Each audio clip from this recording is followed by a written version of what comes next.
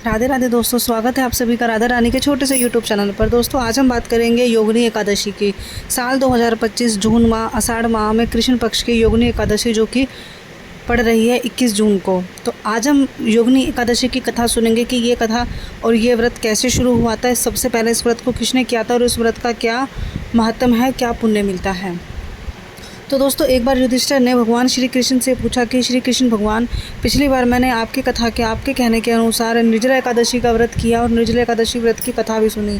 अब मुझे योगिनी एकादशी व्रत की कथा सुनाइए और मुझे बताइए कि योगिनी एकादशी व्रत से क्या महत्व मिलता है। तो श्री कृष्ण भगवान ने बोला कि योगिनी एकादशी जो व्रत होता है यह हमारे सभी पापों को नष्ट करने वाला होता है। यह हमें मृत्यु लोग यानी कि धरती पर सभी प्रकार के सुख और संपत्ति, जीवन के सारे सुख हमें प्रदान करता है। साथ ही साथ मरने के बाद यह हमें मृत्यु लोक में भी मोक्ष प्राप्त कराता है। तो कथा शुरू करते हैं इसकी कि जो स्वर्ग धाम है, स्वर्ग धाम में एक अलकापुरी नगरी है। हमारा स्वर्ग धाम है, विष्णु धाम है, वैकुंठ लोक है। तो स्वर्ग धाम में एक अलकापुरी नगरी है। अलकापुरी नगरी का एक राजा हुआ करता था जो कि राजा बहुत ही पूजा पाठ वाला था, मतलब वो बहुत धार्मिक राजा थे। स्वर्ग में रहेंगे तो धार्मिक ही रहेंगे, लेकिन जो राजा थे वो अपनी निष्ठा से भोले बाबा की पूजा करते थे राजा। और राजा का एक नियम था, राजा का जैसे पूजा का जो नियम था एक हमेशा कि वह रोज़ भगवान को भोले बाबा भगवान को शिवलिंग पर रोज़ ताज़े ताज़े फूल चढ़ाता था और अलग अलग प्रकार के फूल। ऐसा कहा जाता है शिव पुराण के अनुसार कि भोले बाबा को केतकी के फूल के अलावा कोई दूसरा, केतकी का फूल छोड़कर हम कोई सा भी फूल चढ़ा सकते हैं। तो वह राजा भी केतकी का फूल छोड़कर हर रोज़ नए नए प्रकार के फूल लेकर भोले बाबा को चढ़ाता था। बेलपत्र, धतूरे, पान सब चढ़ाता था। एक दिन क्या हुआ, राजा ने अपना एक माली रखा था। वो माली रोज़ राजा के लिए अलग अलग प्रकार के फूल लाता था, माला बना के लाता था, उनके श्रृंगार के लिए बना के लेकर आता था फूल से मालाएं। तो एक दिन क्या हुआ, राजा की पूजा का समय हो रहा था और राजा माली का इंतज़ार करता रहा। जब तक ताज़ी फूल नहीं आते थे राजा पूजा नहीं करता था। तो राजा ने खूब माली का इंतज़ार किया कि माली आ जाएगा, चलो 5 मिनट या थोड़ा कुछ समय का इंतज़ार कर लो, कुछ समय का इंतज़ार कर लो। राजा को इंतज़ार करते करते बहुत समय हो गया और राजा की पूजा उस दिन नहीं हो पाई बिना फूलों के। तो राजा को बहुत क्रोध आया कि भाई ये माली आज आया क्यों नहीं। राजा ने अपने सेनापतियों को बोला और जाके बोला कि माली का पता लगा के आओ। तो सेनापतियों ने कहा कि माली तो बहुत दुर्लभ, बहुत बेकार आदमी है और वह उसकी एक सुंदर स्त्री है और वह उस स्त्री के साथ अपने बगान में समय व्यतीत कर रहा है।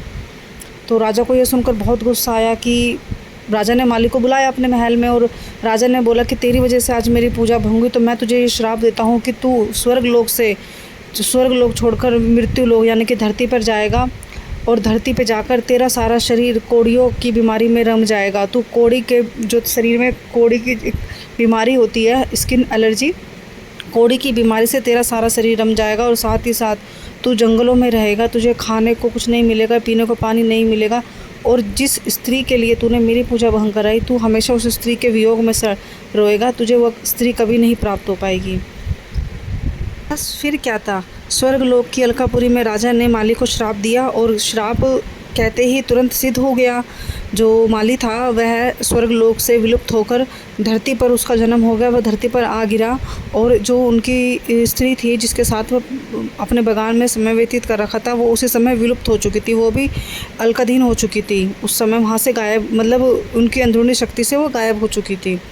तो जो माली था जब वो धरती पर उसने जन्म लिया तो वो जंगलों में अपने आप को पाता है, उसके सारे शरीर पर कोड़ियों की बीमारी हो जाती है, साथ ही साथ वह जंगलों में कई दिनों तक भूखा प्यासा रहता है। लेकिन जिस प्रकार राजा शिव का भक्त था उस प्रकार वो माली भी बहुत शिव का भक्त था।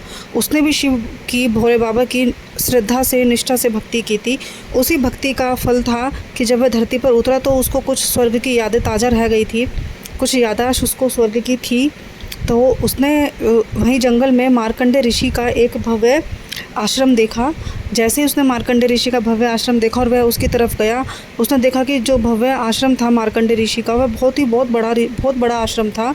मानो कि जैसे विष्णु भगवान की सभा होती है, विष्णु भगवान का महल होता है, ब्रह्मा भगवान का महल होता है, माफ़ी चाहते हैं, ब्रह्मा भगवान का महल होता है, ब्रह्मा भगवान की सभा होती है, उस प्रकार से वो महल था और उस प्रकार से उस मार्कंडे ऋषि की जो सेवक थे वहाँ पे कार्य कर रहे थे। तो जैसे ही माली मार्कंडेय ऋषि के पास गया, जाते ही उनके चरणों में गिर गया और उन्होंने अपना सारा हाल व्यतीत किया कि मैं इस प्रकार स्वर्ग से आया हूँ, मैंने राजा के साथ धोखा किया। तो माली ने मार्कंडेय ऋषि से पूछा कि आप मुझे कृपया करके ऐसा कोई उपाय, ऐसी कोई व्रत बताएं जिससे कि मैं अपने इस पाप को मुक्त हो सकूं और ये जो मुझे राजा ने श्राप दिया है, मैं इस श्राप से भी मुक्त हो चुकूँ। तो मार्कंडेय ऋषि ने बताया कि अगर तुम अपने पाप से और अपने श्राप से मुक्त होना चाहते हो तो तुम्हारे जीवन में एकमात्र एक ऐसा व्रत है जो कि आषाढ़ मास की कृष्ण पक्ष को आता है, योगिनी एकादशी का व्रत, जो कि विष्णु भगवान और माता लक्ष्मी को समर्पित होता है। यदि तुम निष्ठा भाव से पूर्ण रूप से अच्छे से विधि पूर्वक यह व्रत करते हो तो तुम्हारा ये जो पाप श्राप है अवश्य ही खत्म हो जाएगा। माली ने यह बात सुनी मार्कंडेय ऋषि जी की, और सुनते ही वह अपने योगिनी एकादशी व्रत की तैयारी में लग गया और धरती पर रहकर सबसे पहले माली ने जो है योगिनी एकादशी व्रत को शुरू किया। अब जैसे माली था माली का नाम था हेम। तो हेम माली ने क्या करा, सुबह उठता था, नहा धोकर स्नान कर तुलसी माता की और आंवले के पेड़ की, विष्णु भगवान की पूजा करता था, तुलसी माता की, माता लक्ष्मी की पूजा करता था। भोग में उनको तुलसी के पत्तों के साथ भोग समर्पित करता था और साथ ही साथ वह भोजन एक ही समय करता था और उस समय वह सात्विक और फलाहारी भोजन करता था। उसके भोजन बिल्कुल बहुत ही सिंपल तरीके का वह भोजन करता था और सारे दिन विष्णु भगवान का जाप करता रहता था, विष्णु संकीर्तन करता रहता था। तो बहुत ही जल्द जो हेम माली था राजा के इस श्राप से मुक्त हो गया। जैसे ही हेम माली राजा के श्राप से मुक्त हुआ, सबसे पहले उसका जो शरीर था कोड़ियों वाला, वो शरीर बिल्कुल ठीक हो गया था। वह पहले की तरह बिल्कुल स्वस्थ हो चुका था और जिस प्रकार वो स्वर्ग लोक से धरती पर आया था श्राप के कारण, तो श्राप के ख़त्म होते ही वह वापस स्वर्ग लोक जा चुका था धरती से। और स्वर्ग में जाकर उसने अपने सभी पापों की क्षमा मांगी राजा से और अपना जो भी कार्य था वो निष्ठा भाव से करने लग गया। राजा को दोबारा निष्ठा भाव से फूल देकर आने लग गया। साथ ही साथ जो राजा का सबसे आखिरी श्राप था हेम माली के लिए कि तुम हमेशा अपनी स्त्री के वियोग में रहोगे, उनसे हमेशा जुदा रहोगे, तो ये भी श्राप खत्म हो चुका था। माली जैसे ही स्वर्गलोक में गया हेम माली, तो उसको उसकी स्त्री प्राप्त हो गई और वह अपनी स्त्री के साथ सुखपूर्वक जीवन व्यतीत करने लग गया। तो दोस्तों ये थी योगिनी एकादशी की कथा। युधिष्ठिर ने कृष्ण भगवान से जिस तरह कथा सुनी थी, तो कृष्ण भगवान ने बताया कि ये जो थी योगिनी एकादशी की कथा, ये योगिनी एकादशी की कथा कोई भी मनुष्य धरती पर करता है तो धरती पर उसके सभी पाप और जितने भी श्राप हैं उन सब से वह मुक्त हो जाएगा। साथ ही साथ धरती पर रहने के लिए जो भी सुख संपत्ति, जो भी उसको सुख की ज़रूरत होती है, वह सुख भोगेगा और ऊपर वैकुंठ में भी आकर मोक्ष प्राप्त होगा।